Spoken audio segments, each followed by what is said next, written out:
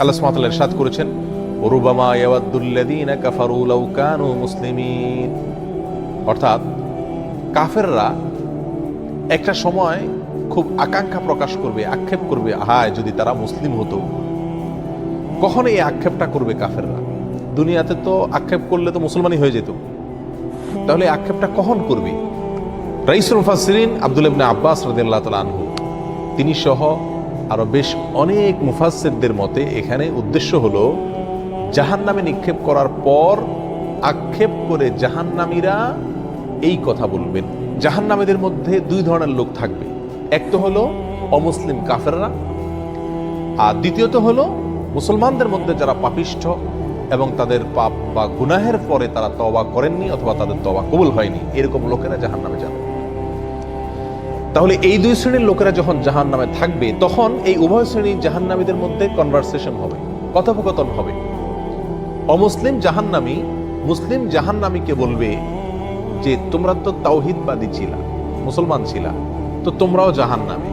আমরা তো আল্লাহকে বিশ্বাস করি নাই, আমরাও জাহান্নামী, তো লাভ হইল কি? তোমরা মুসলমান যে হইলা, তাওহীদ লালন করলা, ফায়দা কি হলো, লাভ কি হলো? তোমরাও জাহান্নামী, আমরাও জাহান্নামী।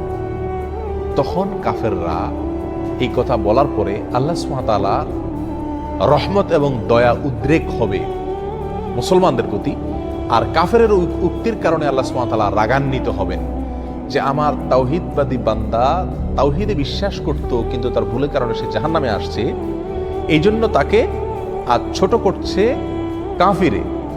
তখন আল্লাহ সুবহানাহু ওয়া তাআলা ওই মুসলমানকে, যে ব্যক্তি আগুনে পুড়ছে, জাহান্নামে পুড়ছে, শাস্তি ভোগ করছে, শুধুমাত্র কাফেরের এই উক্তির কারণে আল্লাহ তাআলা তাকে মাফ করে দিবেন। বলবেন, যাও, তুমি যেহেতু দুনিয়াতে তাওহীদবাদী ছিলে, সেজন্য আজ তোমাকে আমি কি করে দিলাম? ক্ষমা করে দিলাম। ঠিক তখন রুবামা ইয়াওয়াদ্দুল্লাযীনা কাফারু লাউ কানু মুসলিমিন, কাফেররা সেদিন আক্ষেপ করে বলবে, হায় যদি তারা মুসলমান হতো, তাহলে তারাও এখন সাধারণ ক্ষমার আওতায় পড়ে বের হয়ে যেতে পারত। তো এই আয়াত আমাদেরকে কি বোঝাচ্ছে? এই আয়াত আমাদেরকে বোঝাচ্ছে যে মুসলিম যদি অন্যায় করে, অপরাধ করে, যার জন্য সে জাহান্নামে যায়, আল্লাহ সুবহানাহু ওয়া তাআলা চাইলে যেই কোনো সময় তাকে কি করবেন? ক্ষমা করে জান্নাতে প্রবেশ করাবেন।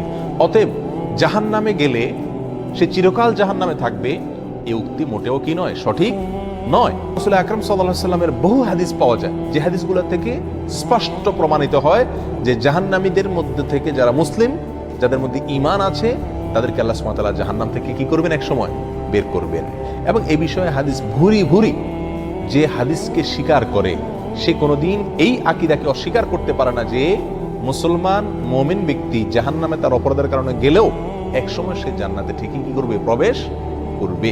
অতএব যে জাহান্নামে যাবে সে চিরকাল জাহান্নামে থাকবে, এটা আহলুস সুন্নাত ওয়াল জামাতের আকীদা নয়, এটা মুতাজিলাদের আকীদা। এই ভ্রান্ত আকীদার উপরে আমাদের সচেতন থাকা উচিত, সাবধান থাকা উচিত।